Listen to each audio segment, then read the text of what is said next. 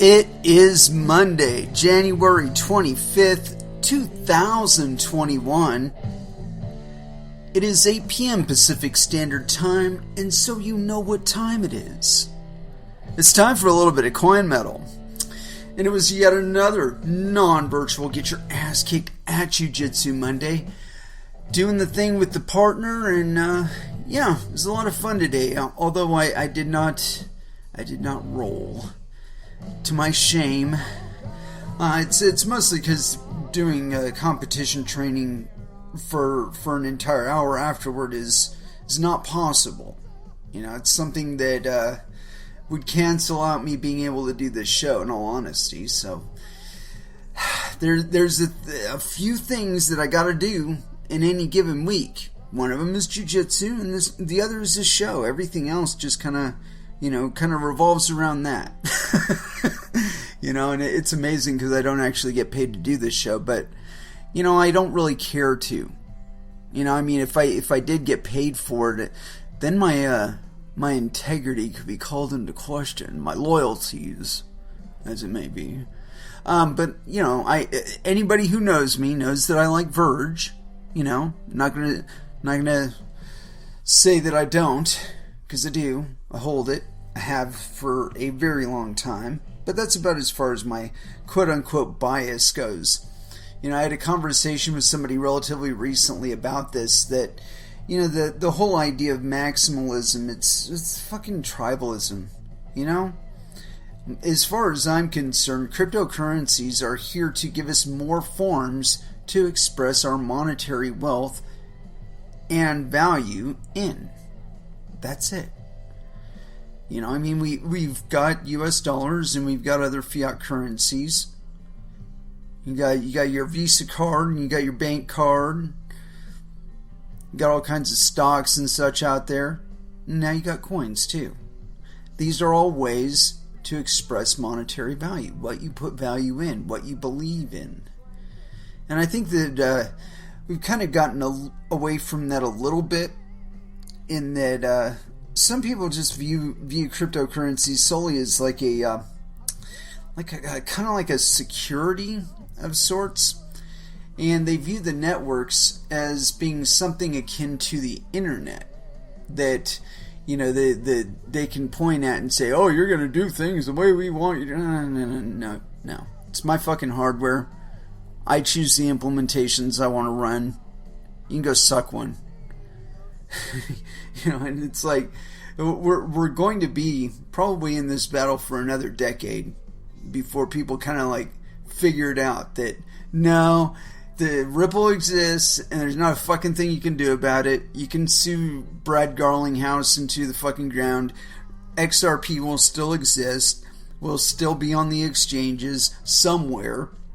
We'll still have a network. We'll still be processing transactions. That the existence of XRP on the exchanges is not its sole function. That's just some expression of speculative value or whatever. It gives us a arena to compare and contrast and decide where we want to put our value in the immediate term. Things change, though. I don't believe that XRP is going to be delisted forever. That's why I bought a shit ton of them before all this shit happened, because I expected that the price was down as low as it was going to go, maybe teeny tiny bit further, but not much. And in terms of fiat currencies, I don't expect it to change all that much either. There's one of the things I was kind of surprised about, is that even with all the delistings and all that shit, XRP is still up over 20 cents a fucking coin. So it's like, really, how bad are you hurting these people, right? But of course, they'll lose a little bit of their peg on the dollar side as Bitcoin goes down. But I think they'll pick it up on the BTC side, which will, again, rebuff it on the US dollar. Meaning it'll keep its relative peg around like 30 cents as what it is right now. But it'll be exchanging the monetary base from being primarily or beneficially expressed in US dollars to beneficially expressed in Bitcoin. And that's just my own feeling on it. That's, like I said, that's why I bought a shit ton of them. So when it starts going back up again, and it will, the other exchanges are going to say, well, we're kind of losing an ass ton of money by not allowing people to trade this on our exchange. So SEC, CFTC, FinCEN, go fuck. We're going to relist XRP. And no, it's not a security, and go suck a dick. Yeah, forgive me. I didn't really go into what we were doing as far as my partner and I doing jiu-jitsu today. I just kind of jumped right off the shark there. But yeah, as far as what we did today, it was very, very cumbersome and weird for both my partner and I, because both of us are relatively stocky people. And it started with a rolling kimura, meaning like you grab the wrist with your left hand and then you like reach up over the right shoulder and then do like a forward roll into it and hook the arm under their arm and then lock it down in a kimura position, extend it down towards their hip. And I found that if I tipped just a little bit to my side, that I was able to make enough room to get my knee under my opponent, and that after I got my knee under my opponent, it was much easier bringing my opponent up to full square, where I could sink in a nice single arm RNC. But of course, there's the modification of... I've actually done that particular rear naked choke one time. I got a guy to tap on it, where I cupped the back of his shoulder, and I had sunk it in so perfectly that, just my kind of squeezing him in and squeezing my bicep a little bit was enough to get him to tap. And I felt kind of weird because I was like trying to fit my hand behind his head and he's like tapping, and I'm like, well, that kind of took the fun out of that. I mean, all the fun is in the choke, right? But apparently he was abiding by that time-tested rule: tap early, tap often. Got to do it. But anyway, so yeah, I was starting off from that, and then extending, or for whatever reason we give up the choke, or the choke gets away from us or whatever, but resetting by pushing down on our opponent's hips with our feet, and then trying to get a leg up on them as if we're going for an arm bar, while having them in a seatbelt position, so you got them in a nice seatbelt over under grip. And I had a lot of trouble with this one. I'll be honest. The positioning for it, again, it's all that hip stuff, and my back's been kind of messed up for at least a week now. I think I kind of jarred it when we were doing takedowns or something to that effect. And it's like somebody just driving a spear right in my back. And as soon as that pops, then my breathing will be able to go back to normal and stuff. But it's so tight that doing things like that forward rollover and all that was kind of painful. Especially if I got it wrong. If I rotated too far over on my hips when my back would slap the mat, that was kind of painful. But anyway, I felt like I did learn quite a bit with regard to that particular triangle. I think I can do more to improve on my positioning on it. But for the most part, I was happy with the way I was performing. My core did feel a bit more solid today, and at the end of class, I wasn't as burnt out, and tired as I normally am. So, I can take that as like forward progress. When I was doing my pre-warm up, I wasn't sweating as hard and I wasn't breathing as hard. So that's a good indicator that I either have to extend the time or I have to increase the intensity of my pre-workout or pre-warm up rather, to get the old muscles all nice and soft and pliable, you know. But anyway, yeah. So it was an interesting combo. I'll need at least another year doing it. I think I got it sunk in completely right once, maybe twice. I'm not sure on that one. But yeah, it was that challenging bit for me, you know, getting my hips aligned right. And the one thing I kept forgetting to do that is really, really helpful in that situation is after you've got your leg gripped and you've got just the head and the arm in between you and your leg, right? Taking the other leg and extending it back and doing a couple back scoots to where you're like curling up higher towards their shoulders. That was something that I kept forgetting to do, but when I did it perfect that one time, once or twice that I did it, I felt like it got my hips around to the right position so that when I did try and sink in that triangle, man, I got that leg going right across the neck and just really, really, really, really super, super tight. And I felt good. Felt really good. Anyway, let's go ahead and throw down with some music. And I had a song that I did want to play by Body Count, of course. I want to see if I can remember which one it was. It was one of their older songs. It wasn't Necessary Evil. We already played that one as the... it might have been that one. No? I don't think so. Might have been off of Manslaughter. It wasn't Talk Shit Get Shot. It wasn't Manslaughter. Here it is. I don't know why, but I was thinking about somebody the other day, and this one kind of sinks into that. Get a Job by Body Count here on Coin Metal.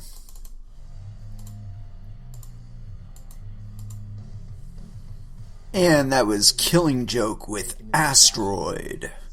I love that song, man. I love that song. Anywho, as far as what we're going to dive into today, you know, I saw this thing here, and apparently the Bradys are opening up their big fucking mouths again, trying to take freedom from Americans. And I really don't understand what these fucking people's problem is.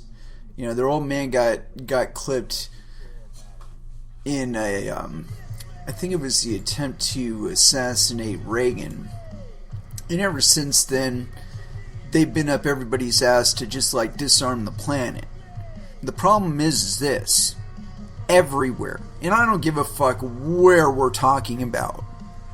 No matter how illegal you make firearms, no matter how hard you make it to get a hold of them, people who want them will get them. And there's a very, very easy reason for this. You know, I mean, it's not anything mysterious. The fact of the matter is that firearms are a 5th century invention.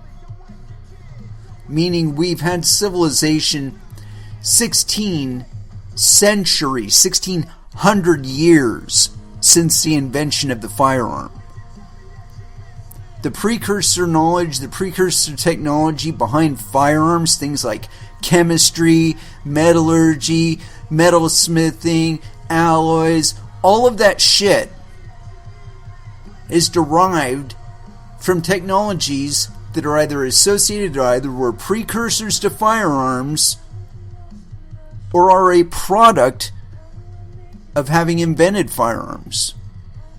That's how human knowledge works. That's how the associative process, man. We you know, it's like you cannot have like 70% of all the technology around you without the knowledge of guns. You just can't have it. You know, again, chemistry. It's all kinds of chemistry in making fucking powder. Physics. I mean, we've learned all kinds of things about physics and kinetics via firearms. Metallurgy. I mean, we got airplanes because of fucking guns. and knives, actually, because that one was previous to guns. But the point being is, you cannot have modern civilization without guns. I mean, like, we would have to go back to grass huts and fiefdoms for all of the knowledge to be erased that makes guns possible. And if you go for, like, if you take out, like, a lot of them, get rid of the average person's knowledge of chemistry, get rid of the average person's knowledge of smithing metals and all that other shit. Get rid of that. But you try and reintroduce them to make other things. So like you delete the gun out of human consciousness, man. You erase it out of books and all that other shit, right? You take it out of movies. You replace it with like walkie-talkies or some weird shit like that. But you take the guns out, right? Even if we were to retain civilization and reintroduce technologies like metallurgy, so that we could like advance technologically, we would end up reinventing guns. Because they make guns possible. Metallurgy makes guns possible. Guns made metallurgy necessary, but metallurgy makes guns possible. You see how that works? So, the efforts to disarm people. You have to ask yourself, why do these people want us disarmed?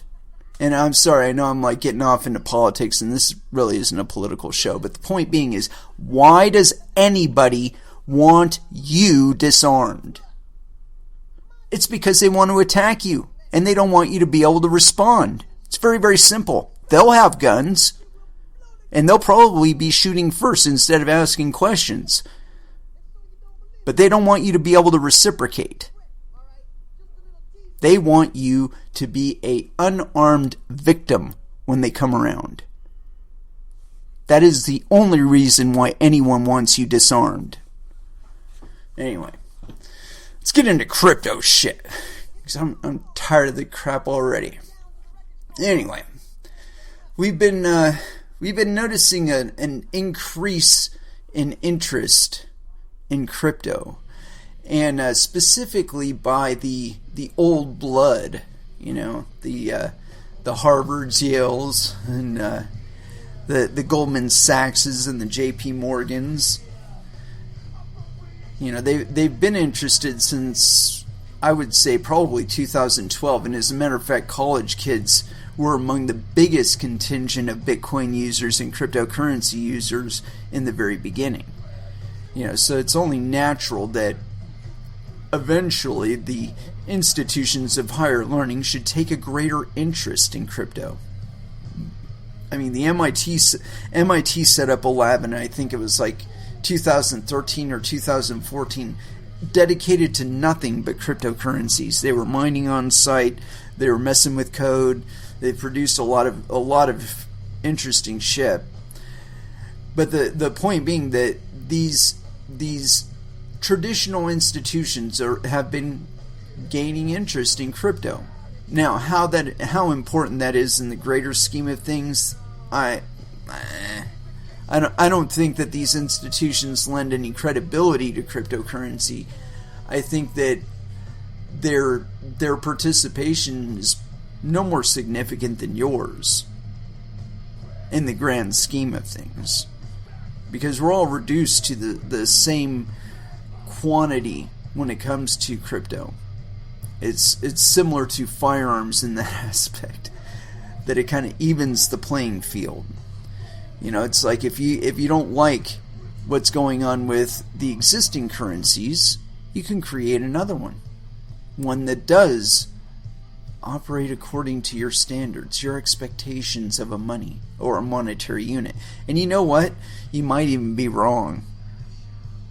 You might have some expectations of the market that are wholly unrealistic. And in my estimation, a good portion, that applies to about 70% of cryptocurrencies, is because like they're all trying to like put conditions on the way that you can spend money that you don't need to endure. And so in the longer term, I don't expect them to survive. But the ones that do allow you greater flexibility, greater capability, greater power, more empowerment, those are the ones that are going to survive. Those are the ones that are going to provide the most utility and the greatest value. And so I got this thing here. It's on CoinDesk.com. Harvard, Yale, Brown endowments have been buying Bitcoin for at least a year. And they've probably been doing it longer than that. And this is by Ian Allison, and it was authored on January 25th, 2021 at 1:34 p.m. PST. So yes, penis. Some of the largest university endowment funds in the U.S. have been quietly buying cryptocurrency for the past year or so through accounts held at Coinbase and other exchanges, CoinDesk has learned. According to two sources familiar with the situation, Harvard, Yale, Brown, and the University of Michigan, as well as several others, have been buying crypto directly on exchanges.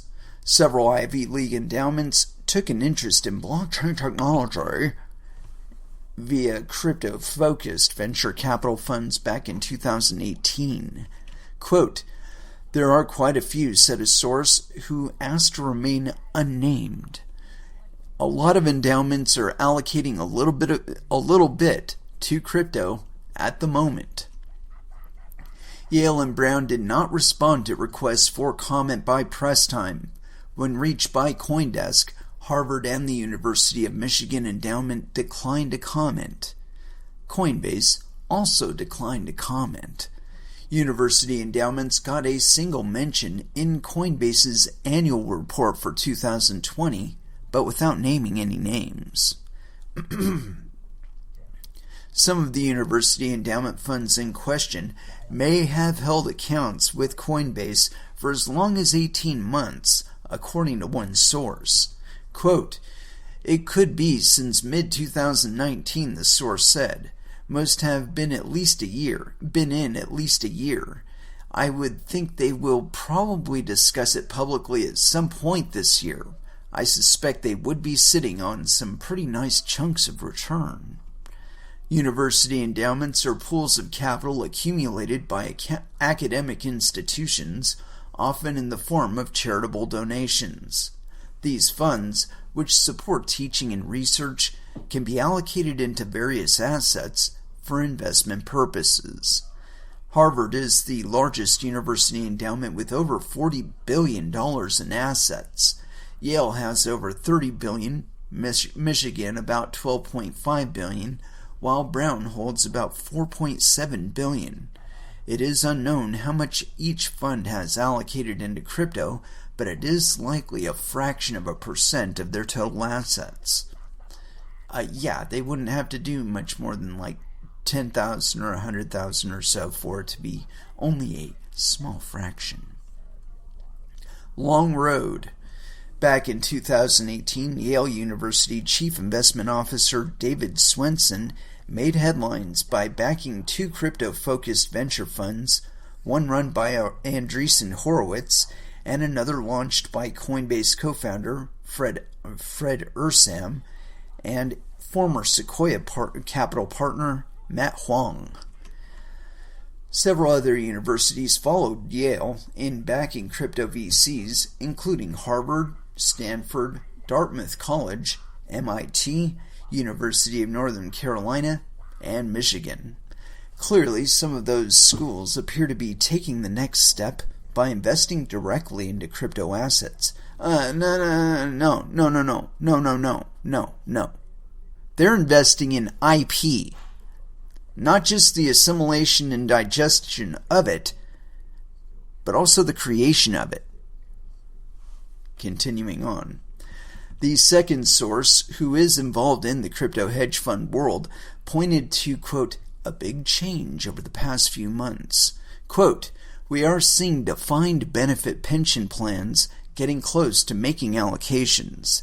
We are seeing public pension plans getting close to making allocations, they said. Quote, "If I had heard that about 3 years ago, I would have said it was wrong," said Ari Paul, who doesn't know jack shit, co-founder of the Block Tower Capital, previously an investment manager for the University of Chicago. Quote, "But a lot of institutions are now comfortable with Bitcoin.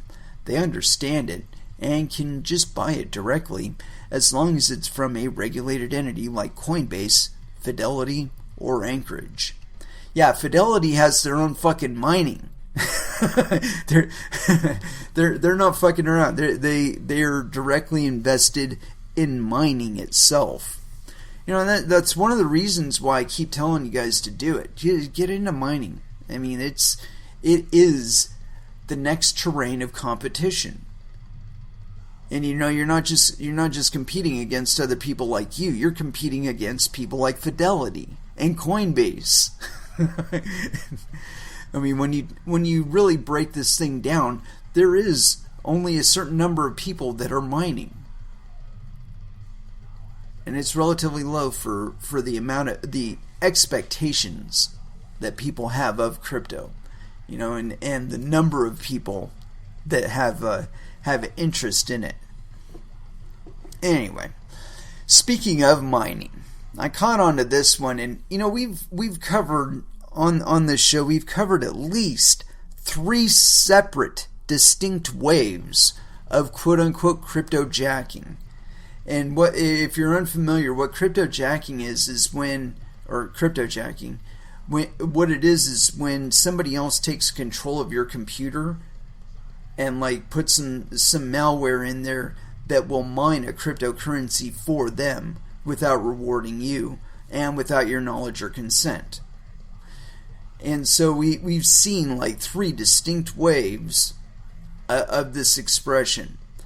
And the one thing to keep in mind about any kind of exploits or any kind of malware or anything like that is that it's not something that you get so sophisticated at blocking it that you don't have to worry about that kind of attack anymore. It just changes the sensitivity points that somebody has to hit in order to attack you, even in the same ways that they had before. And so, you know, I was thinking about this in terms of, you know, maybe these attacks or these separate types of attacks are actually people like qual testing these networks and these currencies to see how viable they really are as global currency standards. And so, like, you know, they're looking at them in terms of, like, you know, how can they be exploited? And so they craft an exploit, they put it out to the wild, it gets taken up, the thing gets exploited, and they observe the results. Either that or they're personally enriching themselves in the process. But the point being that, you know, these could very well be by government organizations. And again, they're like qual testing these currencies and these exchanges in the wild. You know, to find out, like, okay, if we kick all these guys out and we just do what they're doing, will we be able to do this on our own without them? Like, if we make everything that they're doing right now completely illegal for them to do and make it so that only we can do it, will we be able to survive these attacks or this style of attack or these exploits? And again, because most of this stuff is open source, a lot of people know how to use it. A lot of people know how to dev for it. And it's just a matter of incentives, whether or not they are searching for exploits. The way to keep them from searching for exploits and searching for ways to attack you, and this is not to suggest that you shouldn't qual test the shit out of everything, because security at this level is absolutely necessary for this to have any kind of success, lasting success, that is, or lasting impact, or lasting existence.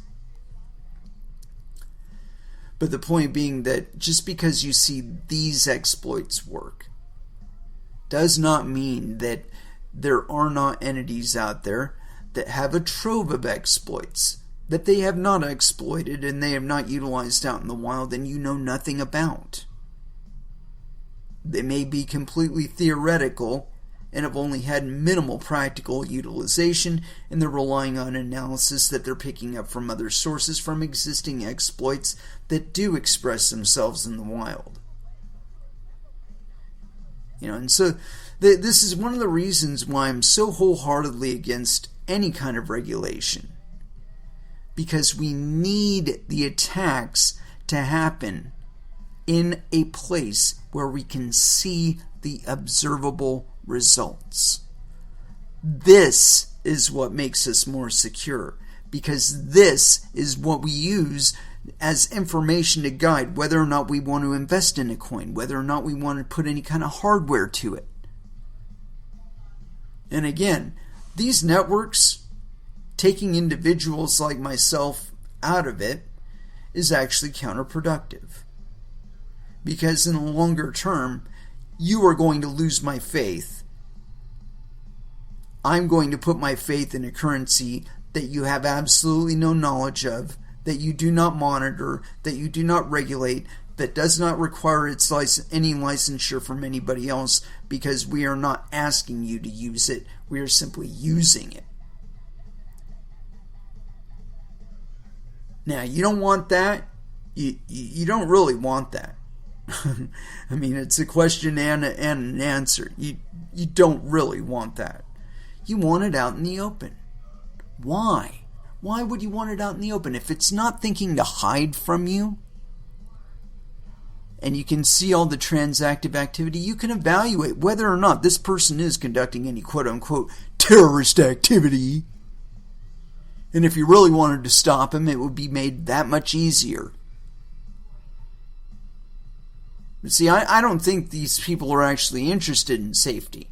I think that what they're more interested in is creating obfuscation layers between you and these cryptocurrencies that you just have to go through, otherwise you can't use them. And every single point that can be tracked will be tracked, and probably is already tracked. And it's not for any other reason other than to determine how they can take your money away. If you're getting too rich, oh God, we've got to fucking take care of that. This person's going to get out of line. They're gonna get too rich, and we're not going to be able to stop them from conducting any kind of political influence at all.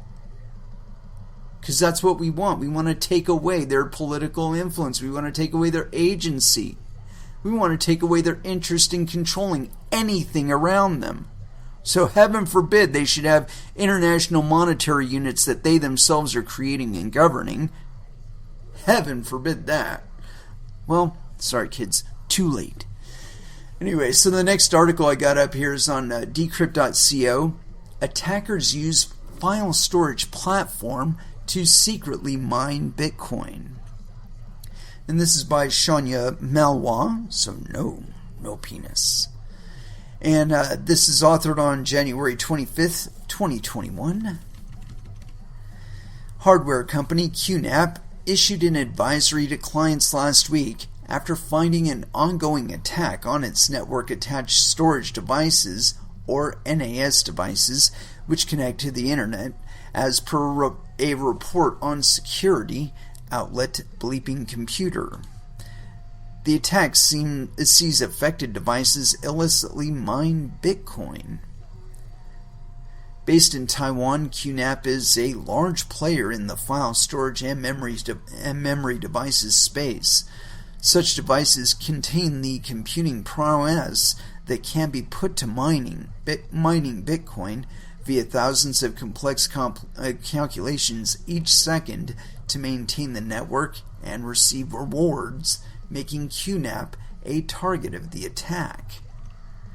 The mining malware has itself been dubbed Dovecat by security experts who say it has been affecting computing systems other than QNAP since November of last year.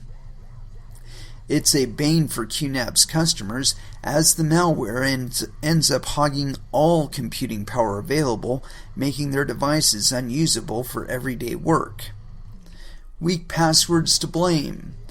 On its part, QNAP identified the use of weak passwords for its NAS devices as a major source for the malware intrusion. Quote, according to analysis, QNAP NAS can become infected when they are connected to the internet with weak user passwords, the firm said.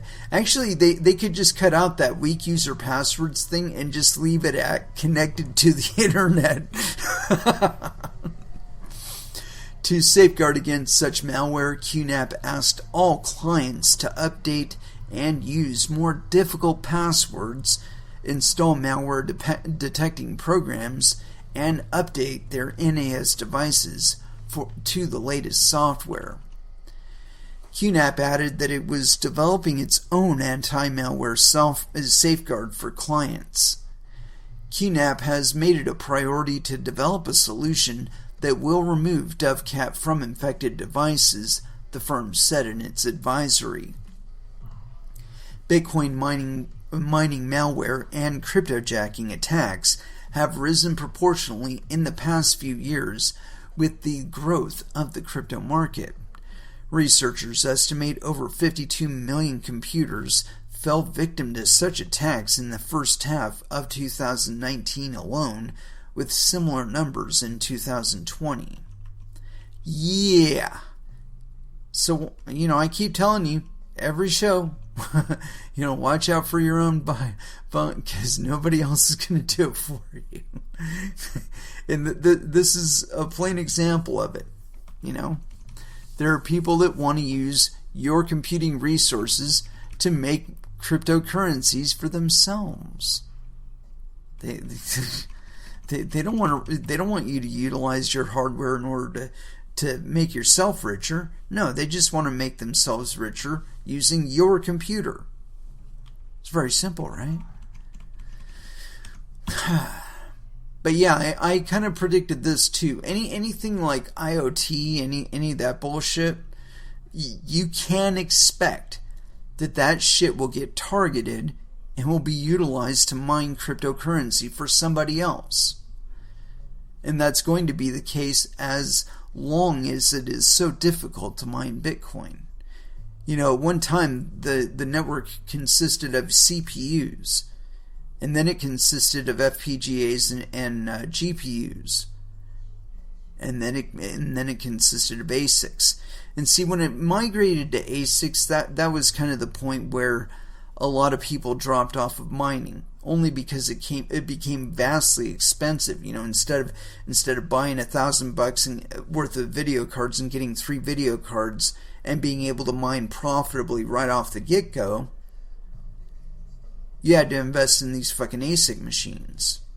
And at first there were a lot of scammers just in that, and a lot of scams being conducted just in that. And I wouldn't doubt that some of them actually still exist today and are expressed in some markets, although we don't see them in the United States markets as much. But anyway, so yeah, these kinds of attacks are a product of kicking the average person out of mining via specialized hardware. But see, I expect that in the longer term, having these huge warehouses full of fucking miners is going to prove to be a liability. That, something as simple as a drone strike could render thousands and thousands and thousands of machines dead. And the loss of several exahash worth of fucking mining power just goes away. Hashing power just goes away. I mean, the network will readjust. There'll be a difficulty readjustment. It might take a few blocks. And that's probably being conservative, but it'll happen. The network will reorientate, and when the profitability, the difficulty drops like that, all kinds of people start breaking out their old school hardware and start diverting what existing hashing power they have to mining Bitcoin instead of whatever else they were mining.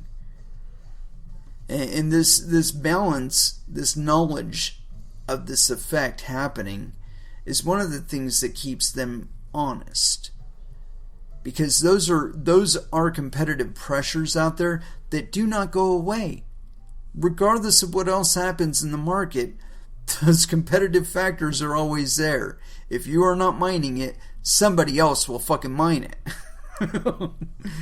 And it's a continuous race for the next 130 years, that if you're not mining it, if you're not in that race, somebody else is. Somebody else is getting that block reward, not you. And why shouldn't it be you, right?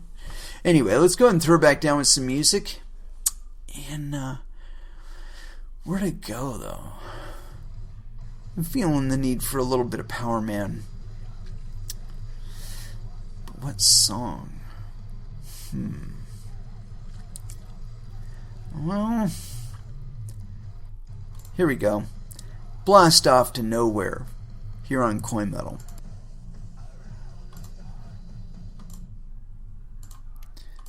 And that was Wayne Static with Around the Turn. And so, oh man, that's sexy. My Twitter feed is full of 3D printed guns, and that's damn sexy. Anyway, as far as where else we're gonna go, got that one covered. Got that one covered. Cryptojacking and all that business. We might go a little bit further into that. It seemed like there was a report about that. I don't know. I want to go into other stuff, because this is kind of a roundabout kind of subject matter kind of thing. Anyway, the next one I got here is on CoinDesk. Russian public officials banned from holding cryptocurrency. We talked about that one I don't know how many times. And this is by Anna Baydakova, so no penis. And this is authored on January 25th, 2021 at 3:02 PST. Thank you, Anna. I appreciate that. Russia's Ministry of Labor has informed officials of federal and local government bodies that they are prohibited from owning cryptocurrency and must dispose of any holdings. A document published on the ministry's website and dated December 16th, 2020 indicates the directive is aimed at preventing corruption.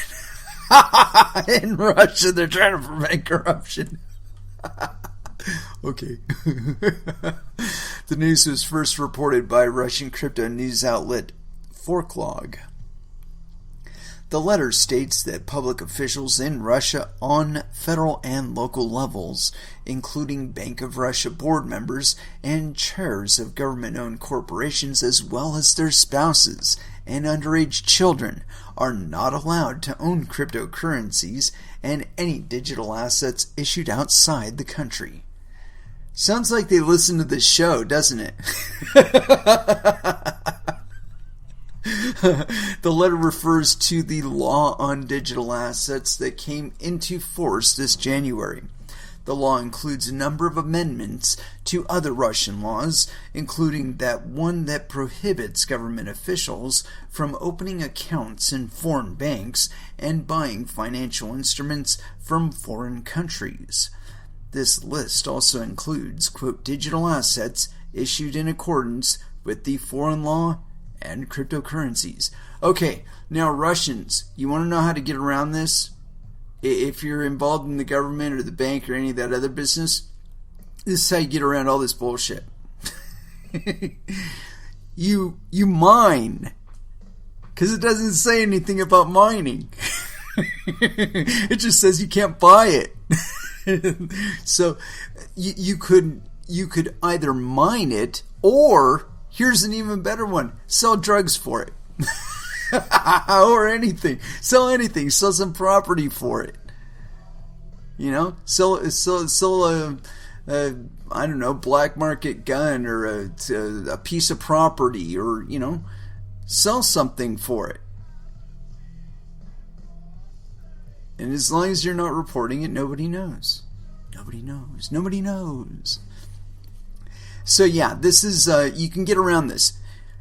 Mine, and do yourself a favor and do not use exchanges. Only do OTC trades, and also use wallets. Don't use exchanges. Use wallets. Specifically ones that allow you to send to other users. And then you can conduct your commerce in cryptocurrencies, and your government can't do jack shit about it. Continuing on. Government officials must now divest themselves of any digital assets by April 1st, 2021. Yeah, it's not going to happen. The rules for disclosure, however, are not that strict yet. Public officials don't have to report owning digital assets, along with other kinds of property, in their anti-corruption declarations for the year 2020, as this is the first year when the new law came into force. It's not clear how many of the government officials in Russia might own cryptocurrencies, all of them, as there have been no public reports on the matter, nor will there ever be. Yeah, so, oh, and here's an indication of how serious they are. And let's see when this thing was authored. Oh, it was authored relatively recently. So here it is, and it's on CoinDesk as well. Russian court takes crypto exchange Binance off of website blacklist. They're providing you the opportunity to divest. But you know what? They're probably not ever going to take it away, because you're going to be making so much money by selling cryptocurrencies that you're mining that they're not going to say jack shit. Continuing on. And this one is by Anna Baydakova. And it was authored on January 21st, 2021 at 6:10 a.m. PST. Binance, the biggest cryptocurrency exchange by trading volume, has persuaded a Russian court to take its website off a regulator's blacklist. The site has been blocked since June, when a court in the Arkhangelsk region ruled in favor of the local prosecutors, saying that the company is helping distribute information about Bitcoin and that cryptocurrency is unregulated. That's, yeah, it's good. Anyway, continuing. Issuance and usage of Bitcoins are fully decentralized, and there is no way to regulate it by government, which contradicts the current Russian law, the September court decision read. However, Binance wasn't notified about the court hearings and only found out that it was blacklisted by the Internet censorship agency Roskomnadzor. 3 months later, according to Gleb Kosterov, Binance's Russian representative, this prevented the exchange from being able to properly defend its rights in court. After Binance challenged the decision, requesting the appropriate process, the prosecutors withdrew their complaint, the new court ruling seen by CoinDesk indicates. Cryptocurrencies like Bitcoin are not illegal in Russia. The country's law on digital assets, which came into force January 1st, recognizes cryptocurrencies as taxable property and regulates the issuance of centralized digital tokens in the country. Centralized digital tokens. President Vladimir Putin has also signed an order that civil servants must report their crypto holdings, but they're not gonna. The country's central bank has also published a directive limiting the amount of digital assets a non-qualified investor in Russia can buy to no more than 600,000 rubles worth in 1 year, about $7,740. Rules for how Russians must report their crypto holdings for tax purposes are still being finalized. Michael Tretyak, partner of the Digital Rights Center law firm, which represented Binance in court, said Russia had been blocking crypto-related websites in Russia has been happening since 2015, and resources like peer-to-peer P2P marketplace local bitcoins exchange Exmo, OTC aggregator Best Change, and crypto news outlet bits.media were blocked at some point. Quote, "In all these cases, there are no victims. Claims are filed without any violation of the law per se, since the dissemination of information on cryptocurrencies is not prohibited and does not constitute an administrative or criminal offense. Lastly, selection of websites for blocking is completely arbitrary based on internet monitoring, effectively meaning that any crypto website may be blocked at any moment if a local prosecutor so desires," Tretyak told CoinDesk. However, fighting such decisions in court can be hard, as most judges don't understand cryptocurrencies and tend to agree with prosecutors, he added. It doesn't really matter what actually happens in court. What matters is how people actually use cryptocurrencies despite whatever happens in court. And see, personally, I believe that in places like Russia, where their ability to enforce all of their mandates seems to be waning by the day, I don't really see a whole lot of regulation being effective there. And as a matter of fact, I would imagine that in the not-so-distant future, the finance ministers and whatnot that are looking at this law and figuring out, well, that's going to make a lot of what I'm currently doing very illegal, and rather than waiting for the cops to come and break down my door, I'm going to go ahead and bribe somebody, or I'm going to pay the right person off, or I'm going to make the right thing happen, make the right decision happen for somebody more amenable to my politics and my economics to be put in the place of the person making the decisions right now.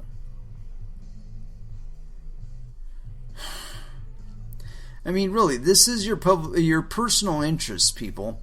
And I know it might not seem that way right now because cryptocurrencies really don't represent a whole lot of monetary value floating around in the economy.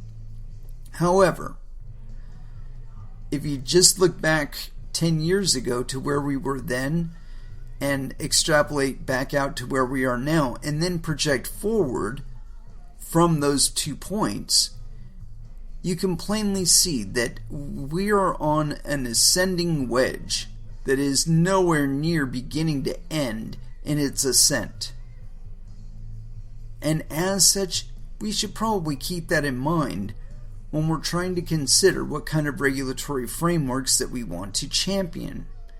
Will these harm me in the future? Will these harm my children in the future? And just because you're currently in a position of dominance does not mean that you will be there tomorrow.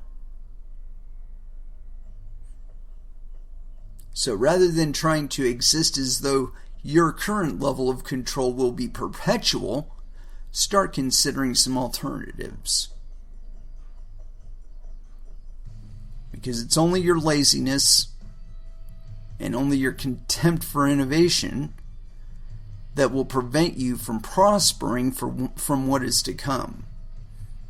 And really, why do you want to cheat yourself out of money? It doesn't make any sense to me. Anyway, continuing on. Now we can't.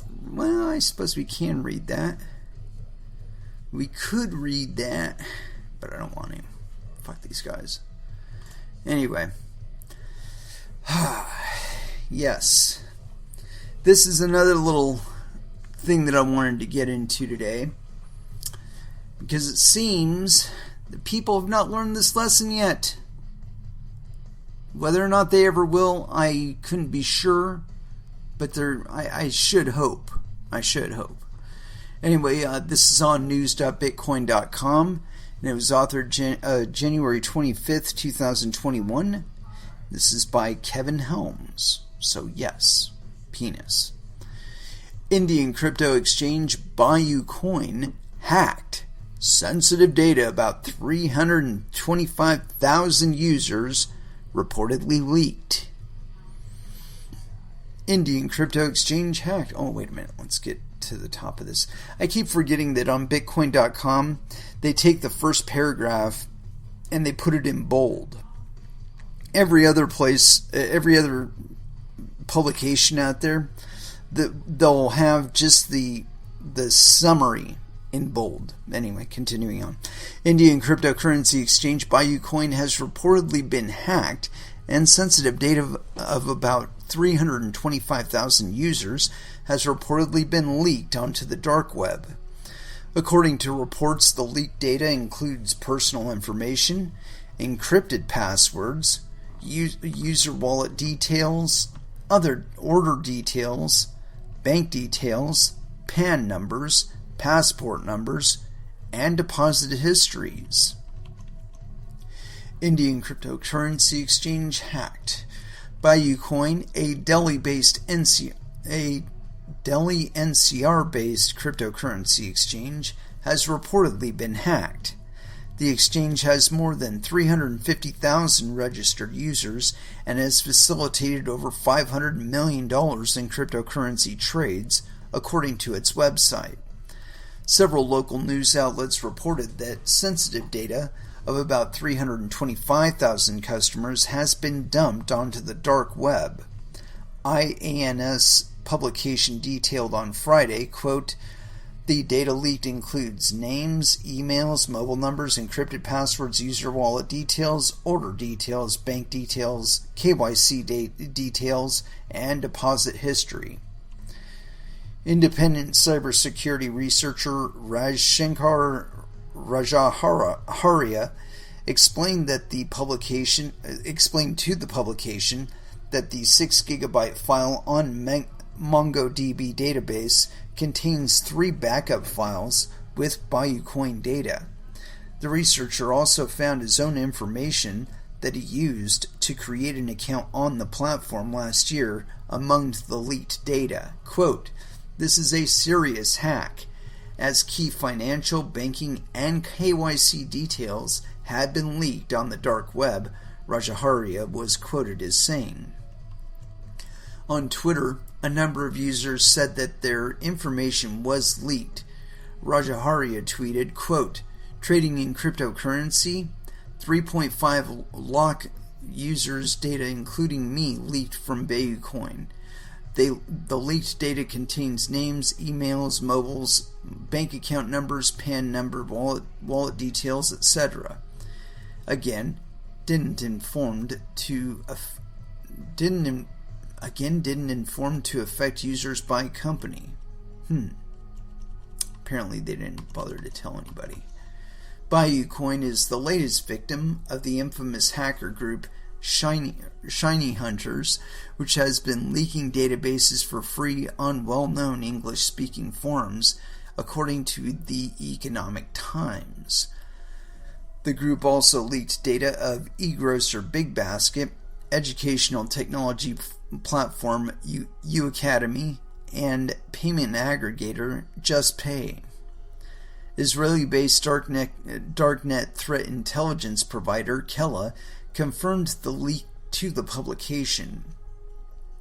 The firm's threat intelligence analyst Victoria Kivelovich explained that, quote, "These records are now circulating on the dark web and available for use by other cyber criminals."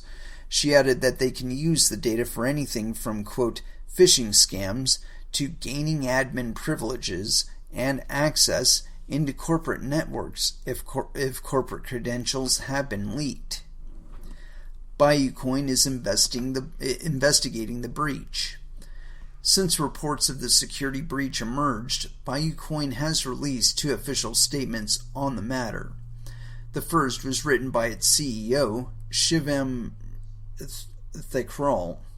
He wrote, quote, "In mid-2020, while conducting a routine testing exercise with dummy data, we faced a, quote, low-impact security incident in which non-sensitive dummy data of only 200 entries were impacted. We would like to clarify that not even a single customer was affected during the incident. Rajaharia responded to the exchange's official statement in a tweet, quote, "Such an irresponsible statement by BayouCoin. I am your registered and KYC verified user. You leaked my own data too. Please change your statement ASAP. What if someone used my account in any illegal activity? Please inform your users right now." The BayouCoin CEO message was subsequently replaced with a different one by the exchange. Quote, regarding the media report, BayouCoin wrote, quote, "We are thoroughly investigating each and every aspect of the report about malicious and unlawful cybercrime activities by foreign entities in mid-2020. There have been no further updates from the exchange at press time. What do you think about this BayouCoin hack? Let us know in the comments section below. And let's see if there is any conversation on this one. And there are no comments. Apparently nobody who reads this is from India. But yeah, so there you have it. Another hack. And yet this is another one of those incidences that could have not happened, but was made to happen because of the lovely treasure trove of information this exchange had available for somebody to hack. See, if you, the secret to all of this is that if you do not store it, it cannot be hacked. And all this KYC AML bullshit is creating a lot of security issues that do not need to exist. You do not need to know who customers are. You do not need to know who individuals are. You don't need to know their email. You don't need to know their bank account information. You don't need to know their physical address. You don't need to know their mobile phone number. You don't need any of these things in order for them to have an exchange account and be trading on it. Yeah. Anyway. This is one I don't know. No. It's just the summary page. Here we go. This is kind of a hot take, I think, but we'll find out. Here it is on news.bitcoin.com, and this one again is by Kevin Helms, and it was authored 1 day ago.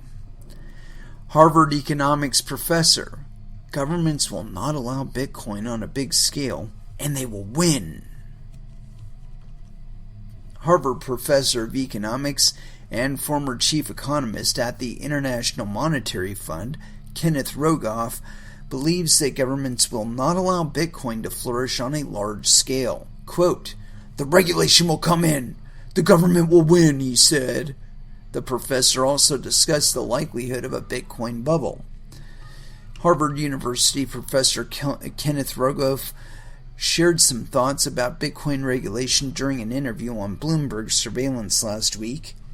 Rogoff is the Thomas D. Cabot Professor of Public Policy and a professor of economics at Harvard University.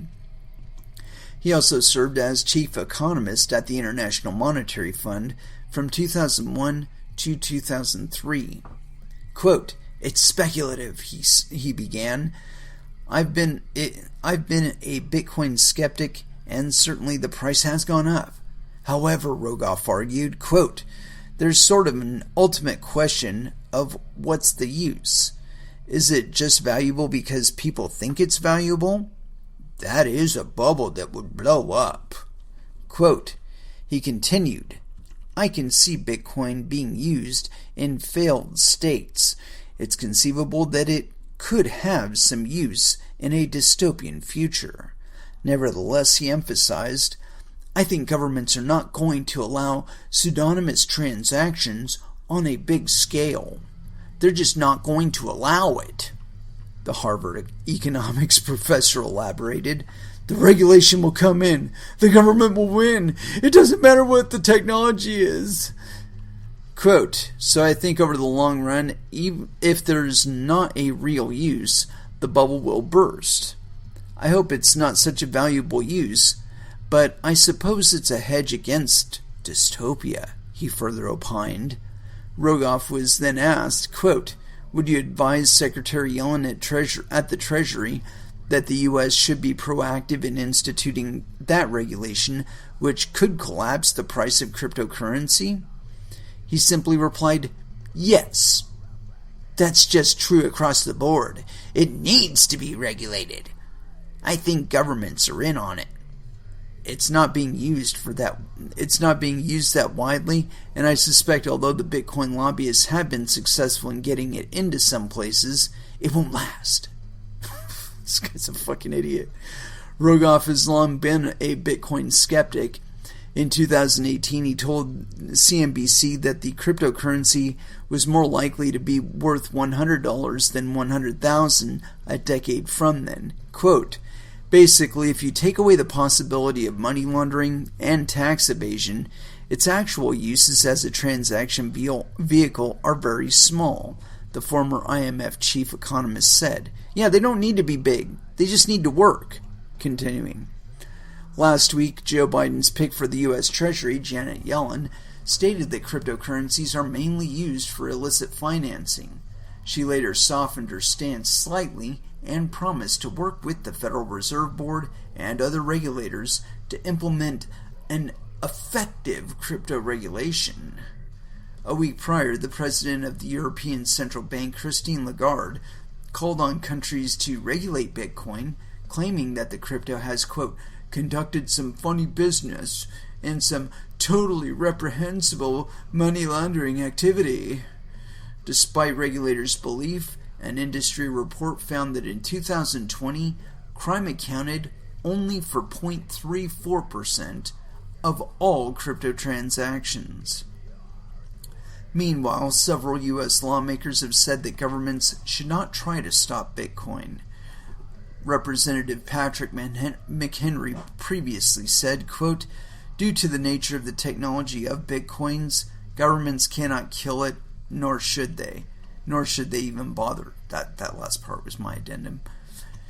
Furthermore, the U.S. now has a Bitcoin-friendly lawmaker. Senator Cynthia Lummis has vowed to ensure Congress understands that Bitcoin is a great store of value. She is a hodler who believes that Bitcoin, quote, has shown great promise and may rise as a viable alternative store of value to the U.S. dollar, both on the institutional level and the personal level. And what do you think of the professor's view on Bitcoin? I think he's full of shit. I think he should probably get fired. I think he cribbed every paper that he ever turned in, and that he doesn't know jack shit about economics or people, for that matter. I think the oh wow, there's 22 comments on here. Oh, let's tap it. Roger V says, really, Mr. Rogoff, you have become a government stooge. Governments fear BTC, but they know they can't control it or get rid of it. I'm sure you are well compensated with government grants to spread FUD, but seriously, if China, who has been trying to eradicate Bitcoin since 2012, cannot do it with their extreme control authoritarian government, you believe that the clowns and other governments who have far less control can stop it, then you are either ignorant, corrupt, or just plain stupid.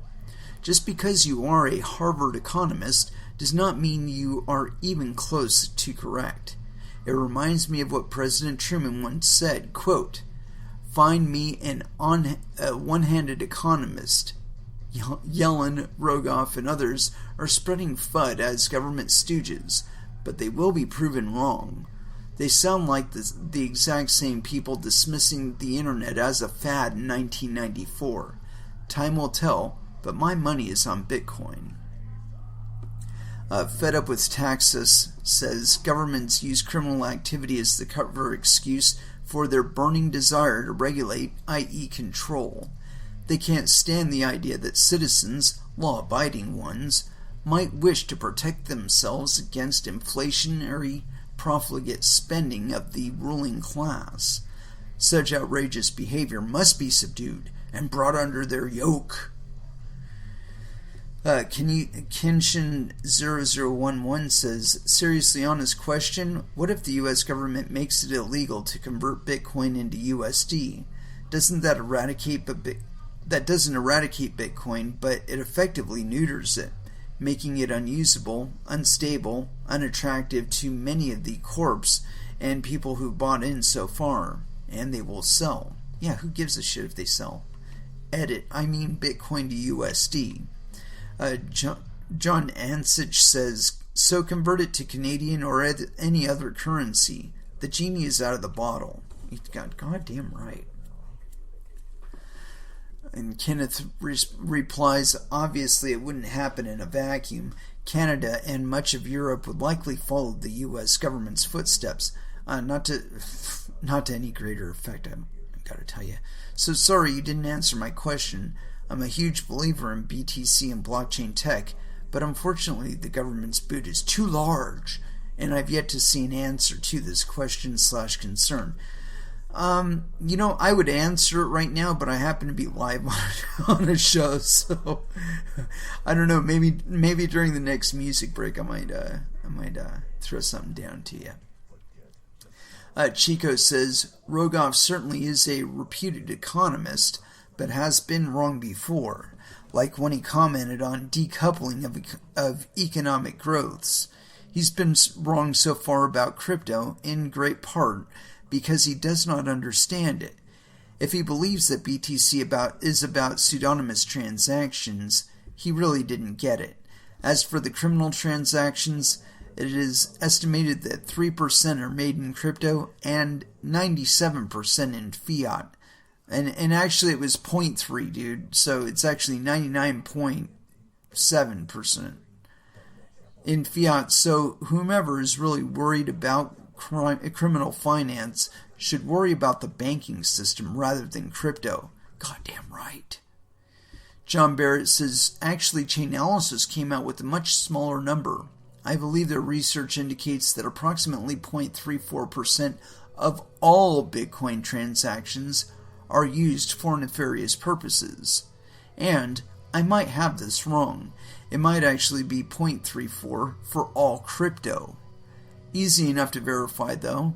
Yellen is also a little more than a tool who jumps when she's told to jump. All she ever asks is, how high? Schmucks, the lot of them. Goddamn right. Joey's a fraud says, LOL, Rogoff is a globalist hack. Sit down, Mr. Rogoff. That's right. Let's see. Beyond 7 says, this is what passes for economics at Harvard. Glad I didn't go. Basic economics can predict what happens if government bans it. It becomes more valuable, more anonymous, more used. The market decides these things. Capital goes where it's treated well. The Western currencies are entering collapse. That is very correct there, sir. Or ma'am, as the case may be. Marcelo, another professor, Bitcoin. John Barrett says, Mr. Rogoff is little more than a yes man for the status quo banking/finance system. Many thousand camels infest your armpits, Mr. Rogoff. Oh, I'm sorry. May 1,000 camels infest your armpits. Oh, that's a good one. Yen says, in my opinion, a private vendor creating artificial money to be used as real money is printing counterfeit money. No, only if he claims it's units of a pre-existing currency. Every criminal could potentially create his own. Every individual could create their own right now, yes. It will inflate to nothing as more of these currencies are created. That's not true at all. How does more pizza give you more hamburgers? It doesn't. It uses all real currencies to short only dollars and ought to be considered as terrorism. That's funny. Oh, that's funny. Logan Wallace says, it's not really money, yens, it's more like a commodity because it's priced in sovereign currencies. Most citizens in the world can buy all the gold and silver they want. Some people consider it money too, and nobody is stopping them. People, rich people, buy art and other collectibles and sell them all the time, and nobody makes them incur capital gains taxes that I'm aware of. Bitcoin is just another commodity. It's not anonymous, and it's not currency. It is an exchange of value. As long as everyone pays their taxes, no one should really care. Actually, I don't give a fuck if they pay taxes either. It is their money and value they're exchanging after all. Why does this trouble you? Why does this trouble anyone? If they want, well, when they were open, I could go down to the local casino and gamble away my paycheck if I wanted.